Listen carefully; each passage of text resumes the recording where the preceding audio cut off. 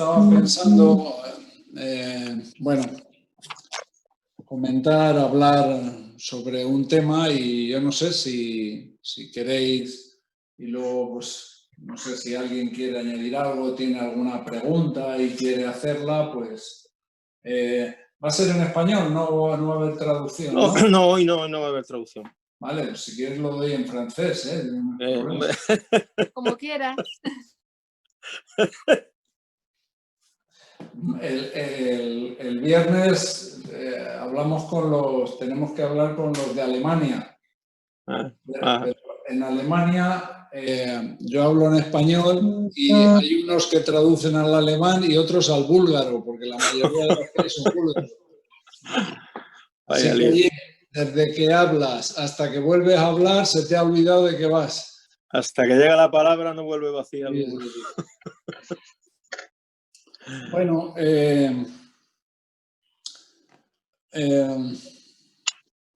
no es un estudio, vamos a decir, un estudio expositivo. Creo que más que todo es una palabra de aliento, de ánimo, ¿no? Algo que estoy buscando también para mí, para mi propia vida y para algunas situaciones que yo vivo y que veo que otras personas están viviendo. Entonces, durante todo el confinamiento, bueno, ha sido curioso que, por ejemplo, he hablado con Chisco estuvo compartiendo con nosotros y estuvo compartiendo sobre el libro de Nehemías, el capítulo 13. Hablé con Manolo y Manolo ha estado hablando del libro de Esdras y nosotros hemos estado pues también tocando los libros de Esdras, de Nehemías y especialmente los primeros días sobre el libro de Jeremías, ¿no? Y ahora hemos terminado el libro de Ageo y mañana igual empezamos a hablar del libro de Zacarías, ¿no? ¿Y qué tiene que ver todos estos profetas, todas estas personas? Bueno, todas están más o menos ubicadas en un mismo tiempo. Todas pertenecen más o menos, están en el contexto de tiempo de la deportación a Babilonia. Hay profetas como Isaías, como Ezequiel y como los 9 profetas menores, quitando Ageo, Zacarías y Malaquías, quitando esos 3, los otros 9, ellos hablaron en el tiempo antes del exilio. Ellos estuvieron hablando a Israel de arrepentimiento, avisando a Israel sobre la idolatría, sobre los lugares altos que construían. Y luego hay algunos profetas como Daniel, como Ezequiel, como Jeremías, que ya están justo en el tiempo del exilio. Y luego estos que hemos estado hablando, que hemos hablado ahora, que son de los que hemos estado hablando durante el confinamiento, Esdras, Nehemías, Jeremías, bueno, Jeremías es un poco anterior, Ageo, Zacarías, son todos del exilio, vamos a llamarlo, ¿no? El tiempo después del exilio. Todos están ubicados en un mismo tiempo. Y, bueno, no nos hemos puesto de acuerdo, ¿no?, en hablar de este tiempo expresamente. Pero de alguna manera parece que ha sido un tema que ha abundado pues en todas las reuniones que se han hecho o en muchas de las reuniones que se han hecho. Si os fijáis, cuando empiezas a leer el Nuevo Testamento, en el libro de Mateo y en el libro de Lucas, empiezan con una genealogía cada uno, ¿no? Con la genealogía de Jesús, una por parte de María, en el caso de Lucas, y otra por parte de José, en el caso de Mateo, ¿no? Son las genealogías. Y las genealogías, bueno, normalmente cuando uno empieza a leer el Nuevo Testamento casi pasa la página y no lee las genealogías, no le da importancia, pero si te fijas, si las lees o lo meditas un poco, las genealogías están escritas en 3 grupos de 14 personas, 14 tiempos, 14 genealogías. ¿Y por qué las distribuyen así? Bueno, pues tiene que haber una explicación. Tiene que haber una explicación de por qué expresamente el escritor o el Espíritu Santo le anima al escritor a que las agrupe en 3 grupos de 14. El primer grupo es desde Abraham hasta David. El segundo grupo desde David hasta la deportación de Babilonia. Y el tercer grupo desde la deportación de Babilonia hasta Jesucristo. Bueno, de Jesucristo no tenemos que hablar, ya sabemos quién es, la importancia que tiene en la historia, el personaje más importante de la historia, ¿no? de todo lo que ha habido, ¿no?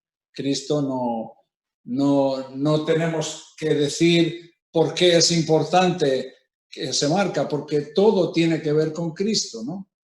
Pero si vamos al otro lado tenemos a alguien como Abraham. Abraham, ¿por qué es importante? Bueno, es importante porque Abraham es al que se le hace la promesa. Abraham es al que se hace el pacto, ¿no? El pacto de Abraham, ¿no? En el cual serán benditas todas las naciones. Abraham es el padre, vamos a decir, la primera semilla de lo que va a ser el pueblo de Israel. O sea, Abraham es suficientemente importante para que marque un tiempo ahí en la historia, ¿no? Entonces las genealogías empiezan en Abraham. 14 personas después está David. David es el rey más importante que ha habido en la historia de Israel. Para muchos, cuando Jesús habla de sí mismo o cuando se habla acerca de Jesús, se habla del hijo de David. O sea, David también, no hace falta explicar mucho para saber cuánta importancia tiene la persona de David. Pero entre medias está este acontecimiento, la deportación a Babilonia. Entonces, estamos viendo todo el tiempo, desde el tiempo de Abraham hasta Cristo, pasando por David, y de pronto está ahí este acontecimiento de la deportación a Babilonia. Y todos estos profetas hablando de este tiempo, la razón de por qué fueron deportados, todos los profetas que antes hablaron y dieron consejos, animaron a que Israel se arrepintiera, se volviera de sus idolatrías, dejara sus pecados. Cómo Dios, al ver que Israel no se arrepiente, decide llevar al pueblo a 70 años a Babilonia en un cautiverio. Y como una especie de juicio, esto es una especie de juicio, pero un juicio que está motivado por la misericordia de Dios. Dios, por su misericordia, Dios, por su gracia, lleva a Israel a Babilonia con la idea de que ese tiempo sea un tiempo de juicio que le ayude a Israel, que le lleve a Israel a darse cuenta de sus pecados y a arrepentirse. Y bueno, y después, el tiempo de todos estos otros profetas que hemos dicho es un tiempo, vamos a llamarlo, de restauración, donde se restaura el templo, se restaura el muro, se restaura la relación con Dios, todo el sistema sacerdotal. Es un tiempo de gracia, de misericordia, donde Dios restaura al pueblo de Israel, ¿no? si haces un recorrido histórico, tú ves que constantemente Dios tiene como, vamos a llamarlo, unos patrones, unas maneras de hacer las cosas que siempre son iguales. Dios actúa de la misma manera. Vemos que el pueblo está... espera, perdón, se había quitado la cámara. Vemos que el pueblo está en el cautiverio en Egipto al principio.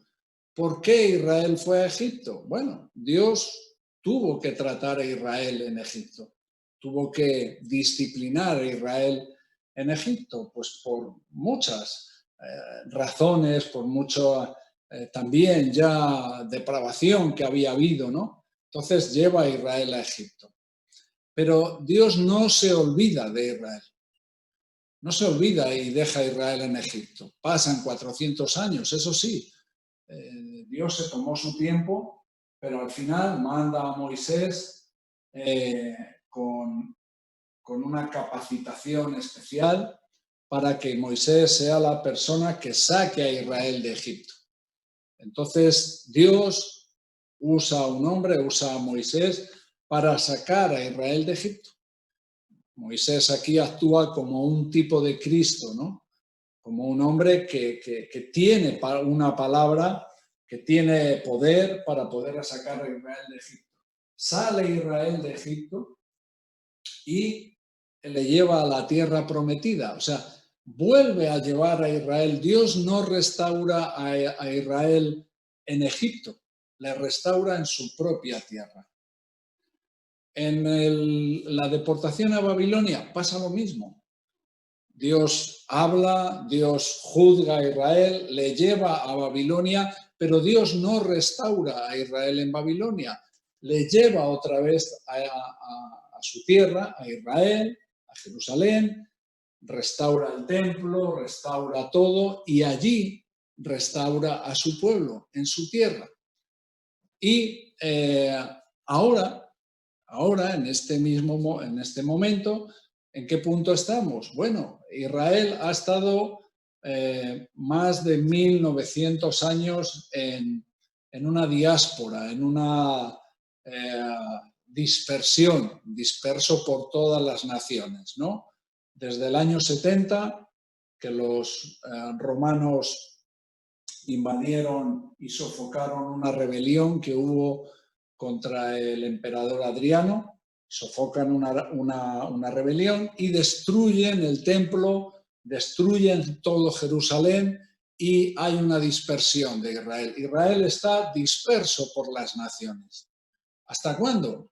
Bueno, hasta el año 1948, que Israel vuelve a su tierra y ahora solo falta que Israel vuelva a construir el templo y vuelva a restablecer todo lo que es el ministerio sacerdotal, ¿no? El ministerio de sacrificios y todo esto.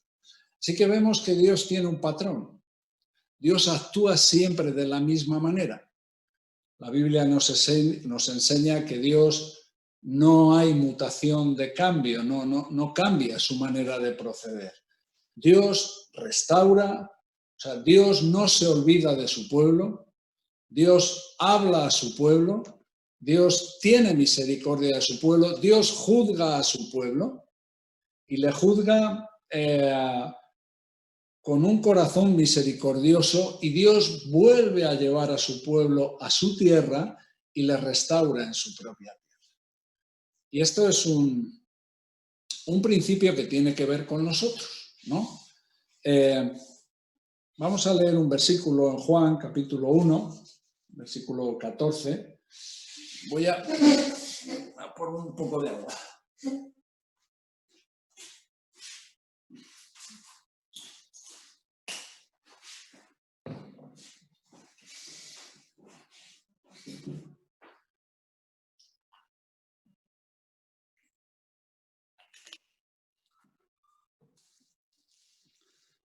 Juan 1,14 dice: y aquel verbo fue hecho carne y habitó entre nosotros y vimos su gloria, gloria como el unigénito del Padre, lleno de gracia y de verdad. Vale.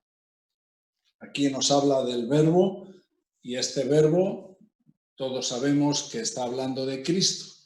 Cristo es la palabra, Él es el verbo.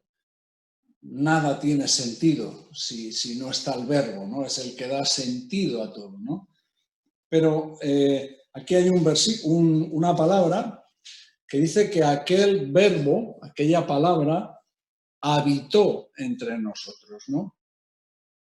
Nosotros hemos estado haciendo unos estudios sobre el libro de Colosenses y uno de los días hablamos un poco sobre esta palabra.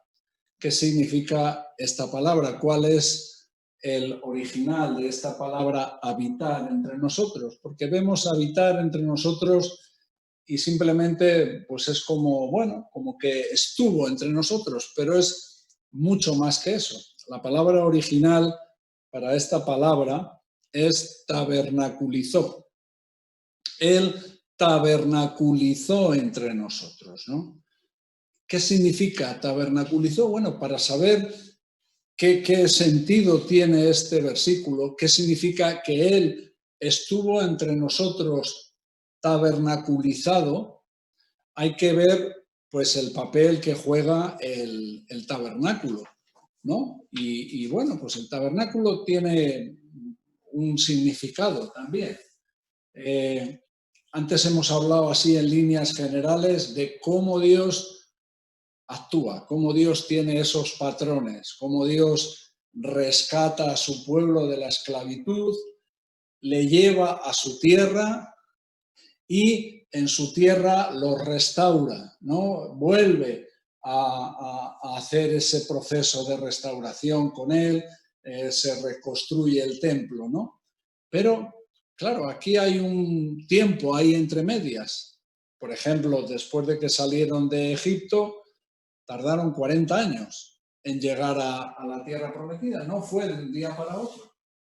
No salieron un día de Egipto y a la semana estuvieron en Jerusalén. No fue así, sino hubo un proceso de 40 años. ¿Qué pasó? Porque a veces nosotros vivimos tiempos como tiempos de incertidumbre, tiempos donde podemos sentirnos solos, ¿no?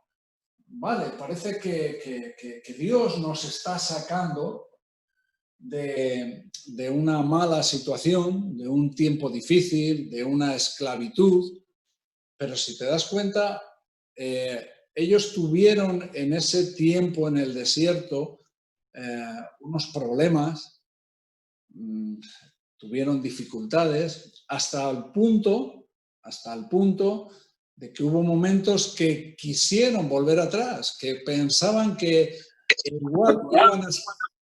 igual iban a estar mejor en Egipto. O sea, en Egipto fue horrible lo que pasaron los israelitas, pero ellos pensaron en algún momento de ese viaje del desierto que podían estar mejor en Egipto. Pero ¿cuál es la historia? La historia es que Dios no dejó a su pueblo solo. La historia es que Dios le mandó a Moisés construir un tabernáculo. Y un tabernáculo es una tienda, es como una tienda de campaña. Y lo primero, ¿qué característica tiene una tienda de campaña? ¿Qué es lo primero una de las cosas que rápidamente podemos pensar o se nos puede venir a la mente? Una tienda de campaña es algo que se puede montar y desmontar. Y esa era una característica, o sea, el tabernáculo, lo que Dios le manda construir a Moisés es con el propósito, con el plan, con la idea de que Dios quería acompañar, quería estar con su pueblo durante todo ese viaje. Además, el tabernáculo, Dios no dijo que hicieran un tabernáculo y que le pusieran donde quisieran. sino les dijo que lo pusieran en el centro.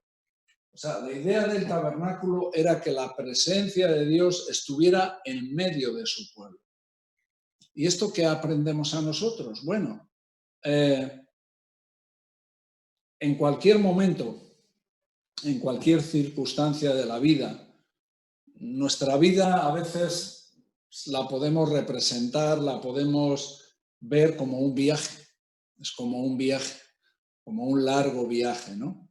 Donde hay días buenos, días malos, donde hay momentos difíciles, donde hay buen tiempo y mal tiempo, donde hay circunstancias que son difíciles, ¿no?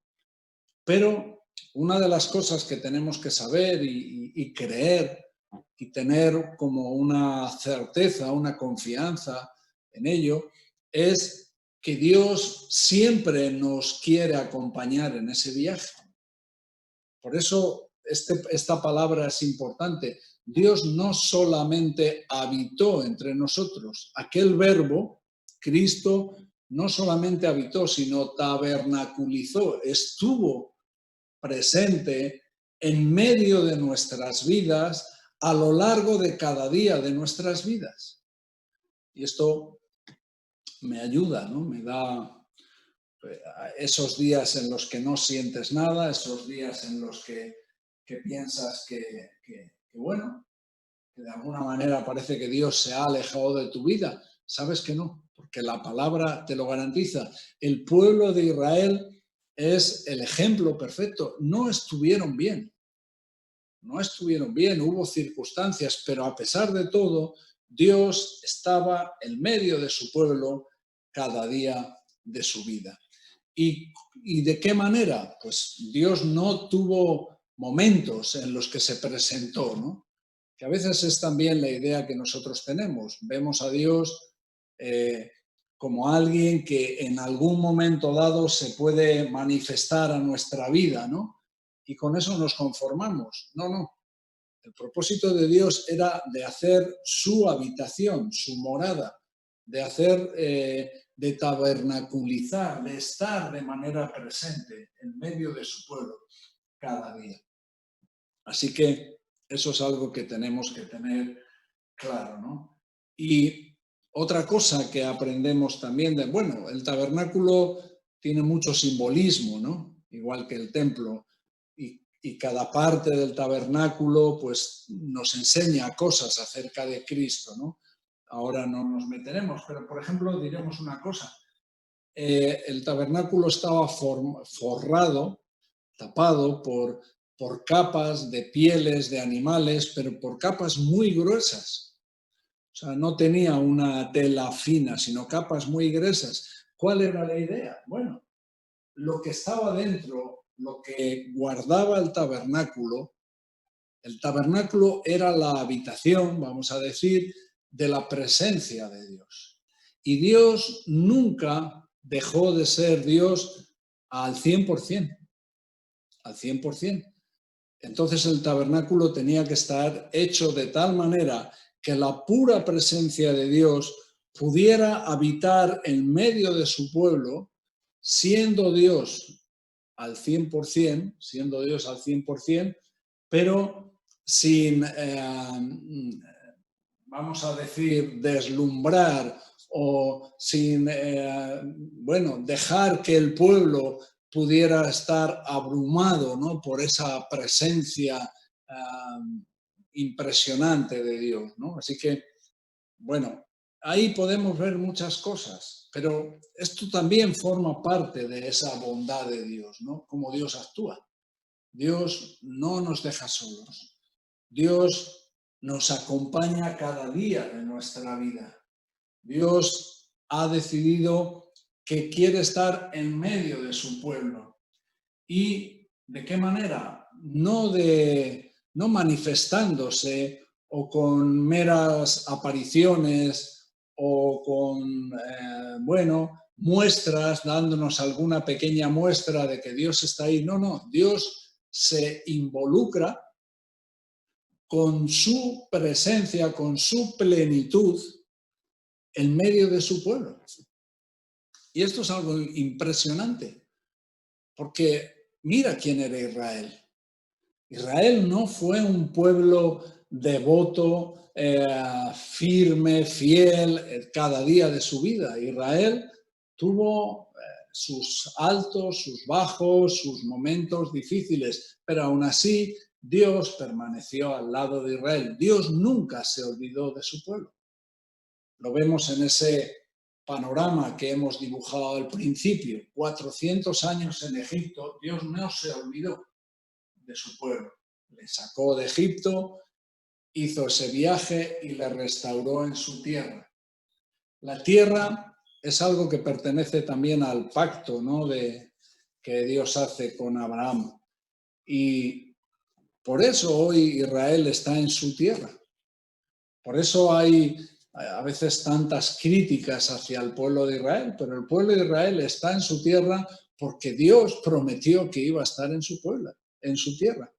Y nadie va, por mucho que quiera, a poder discutir o a poder debatir ese asunto.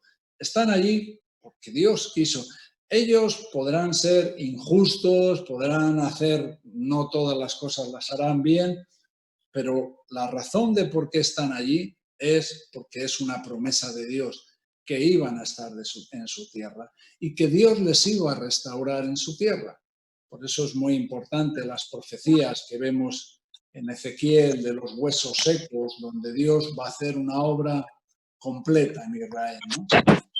Así que vemos esto. Dios puso su tienda, Dios tabernaculizó en medio de su pueblo.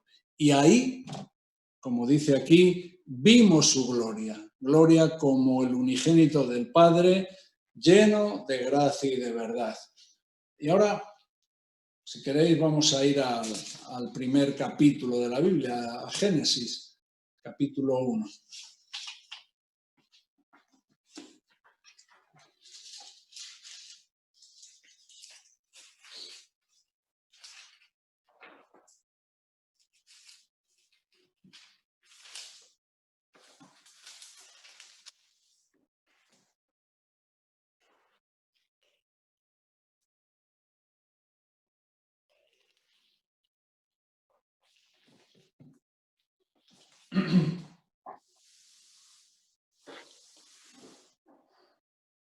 Bueno,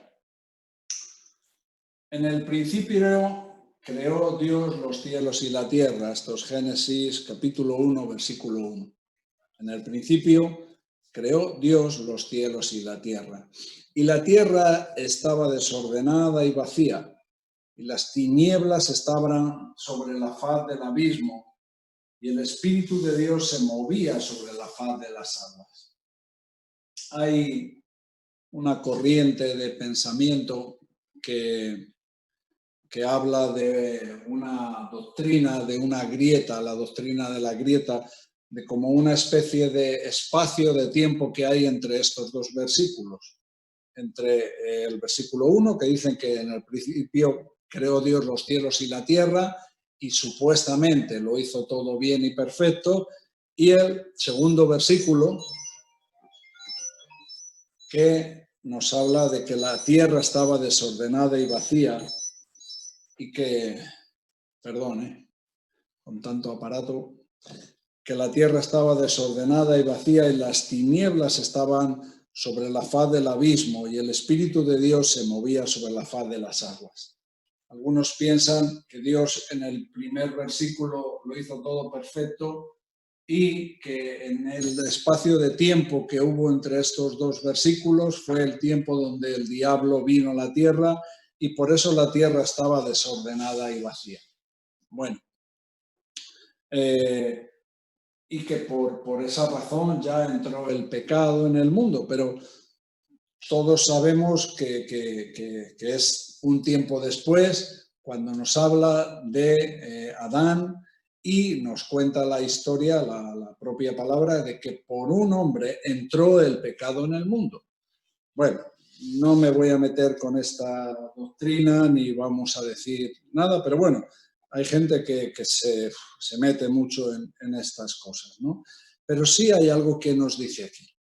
en este versículo 2. La tierra estaba desordenada y vacía, y las tinieblas estaban sobre la faz del abismo, y el Espíritu de Dios se movía sobre la faz de las aguas. ¿Qué está diciendo aquí? ¿Cuál es la palabra original para este mover del Espíritu Santo, ¿no? Bueno, pues la palabra original para este mover sobre la faz de las aguas del Espíritu Santo es una palabra que está entre revolotear, anidar. En definitiva, lo que nos quiere dar a entender es que el Espíritu Santo estaba haciendo un nido, ¿no?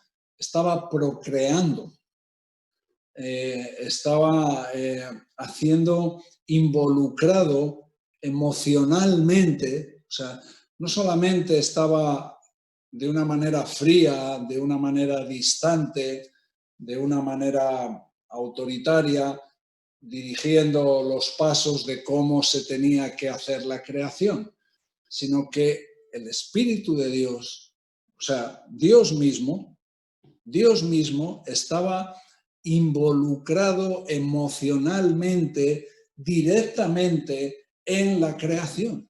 Desde el principio, Dios está metido en estos asuntos que tienen que ver con la creación. Y por supuesto, luego cuando vemos la creación del hombre, le vemos todavía mucho más involucrado, ¿no? Hagamos al hombre a nuestra imagen y semejanza.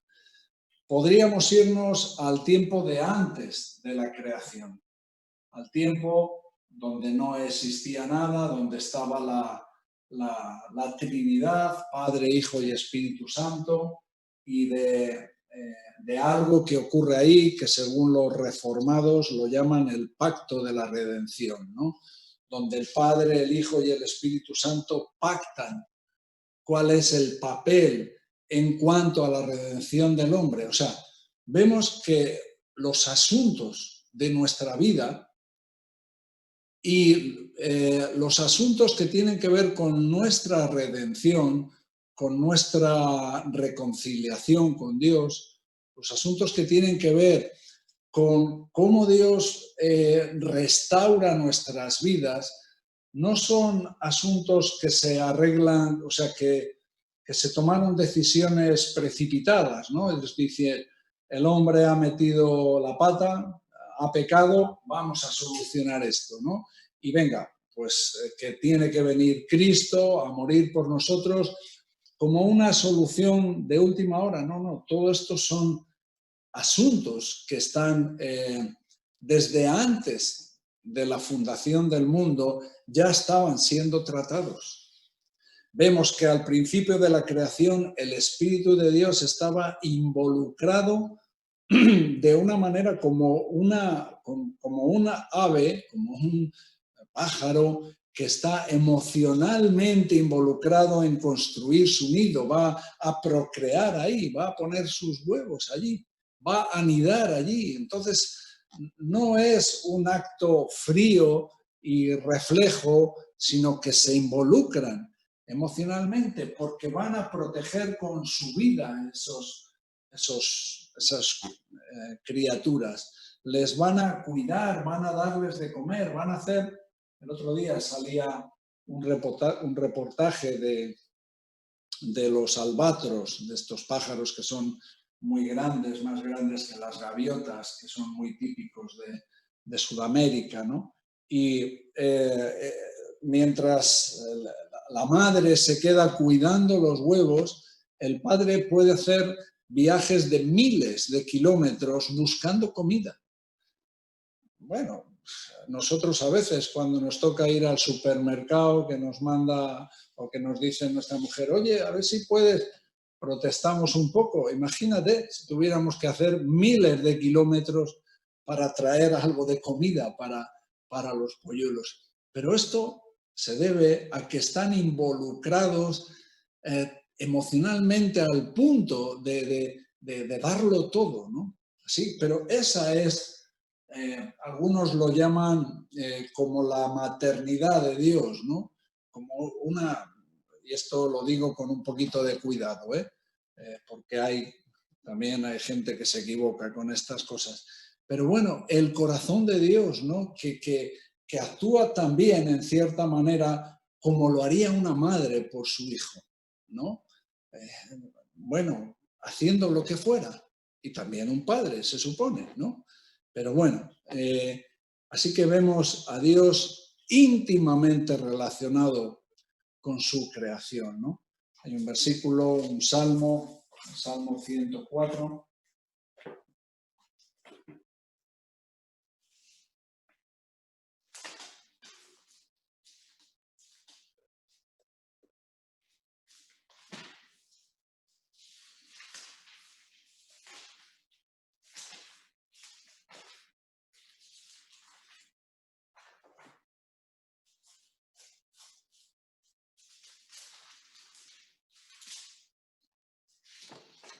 104, versículo 30.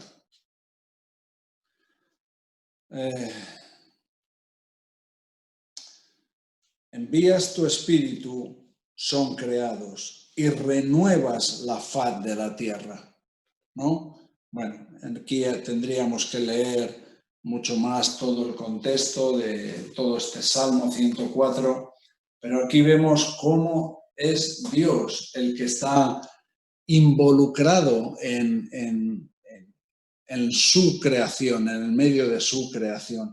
Y nosotros somos, vamos a decir, esto no, como la parte más especial de su creación, porque es la única parte de su creación en la que se ha involucrado todavía mucho más emocionalmente, mucho más queriendo hacer las cosas a su imagen y semejanza.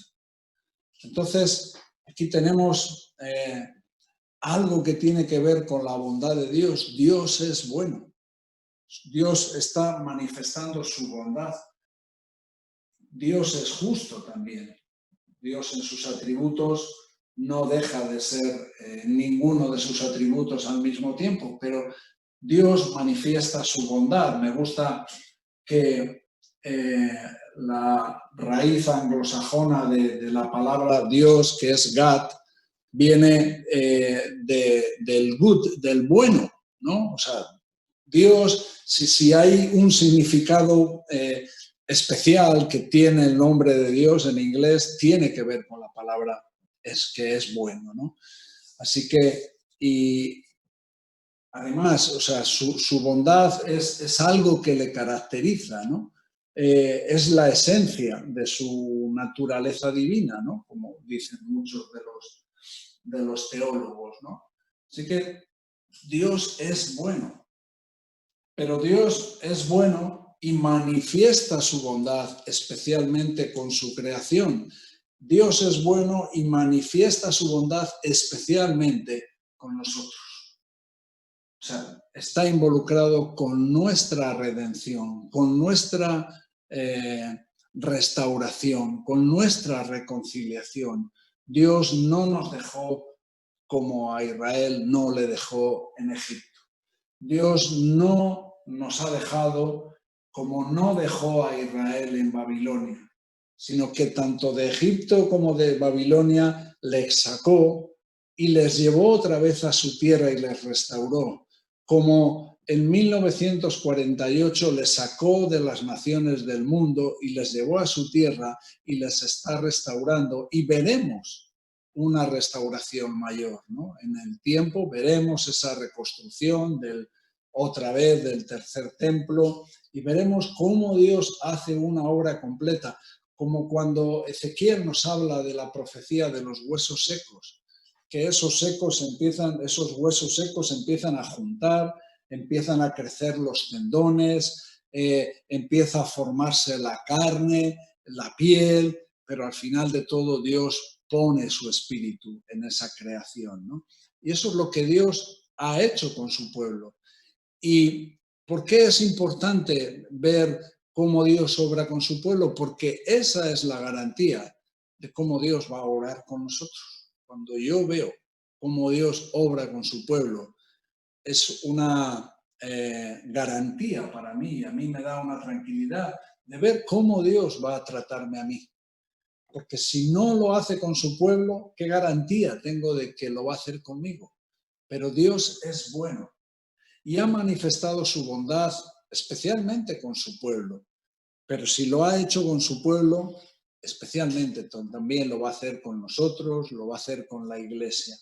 Así que ya sea que estemos en un momento donde Dios nos está avisando y nos está diciendo, cuidado, deja de hacer eso, arrepiéntete, sal de ahí, donde Dios nos avisa. Ya sea un momento donde Dios tenga que traer ya una disciplina, una enfermedad, un juicio, no sé qué cosas sobre nosotros para tratar nuestra incredulidad o nuestra idolatría o nuestro pecado. O ya sea cuando Dios nos saca de todo eso y está camino de esa restauración, en cualquier momento que nosotros estemos viviendo, Dios es bueno. Y Dios es bueno y Dios está en medio de nosotros y Dios está involucrado en nosotros. ¿Qué tenemos hoy de garantía? Tenemos al Espíritu Santo, que son las arras, que son la garantía de esta promesa. Además, ¿cómo actúa el Espíritu Santo en nosotros? El Espíritu Santo no hace apariciones fugaces en nuestras vidas, como pasó alguna vez en el Antiguo Testamento, momentos de como una presencia especial del Espíritu Santo. No, el Espíritu Santo no viene de vez en cuando a manifestarse en nuestras vidas, sino que de la misma manera que Dios estaba en su tabernáculo de manera constante en medio de su pueblo, el Espíritu Santo va a estar de manera constante en nuestras vidas, y yo enviaré al Espíritu Santo para que esté con vosotros hasta el fin. Esa es la promesa que Cristo nos da. No es que podéis pedírmelo y cuando lo necesitéis yo lo mando. No. Yo me voy. Es mejor que yo me vaya. Os conviene que yo me vaya. Es mejor para vosotros porque si me voy, os mandaré al Consolador, os mandaré al Espíritu Santo de la promesa, que estará en medio de nosotros, y no solamente en medio de nosotros, sino en medio de nosotros involucrado emocionalmente, íntimamente, con ese deseo de cuidarnos, de protegernos, de alimentarnos, como la madre hace con sus polluelos, como Cristo tabernaculizó en medio de su pueblo, ¿no? Y estuvo ahí con toda su presencia, ¿no? Entonces, bueno, este es el mensaje, ¿no? Esta fe que tenemos que tener en el carácter de Dios, en que Dios es bueno, en cómo Dios actúa a través de patrones, y esos patrones que los vemos claramente que se manifiestan con su pueblo Israel, también son patrones que se manifiestan en nuestras vidas, y esto nos tiene que dar un ánimo a salir, a escuchar su palabra, a escuchar los avisos, a escuchar los llamados al arrepentimiento, y un ánimo a saber que si Dios está involucrado en restaurar nuestras vidas, lo va a hacer, ¿no? Porque Dios es bueno, ¿no? Como dicen los ingleses, God is good, ¿no? Dios es bueno todo el tiempo. Y bueno, este era un poco el mensaje. Yo no sé, Pedro, si queréis hacer alguna cosa más o si alguien quiere añadir algo, ¿quieres añadir algo?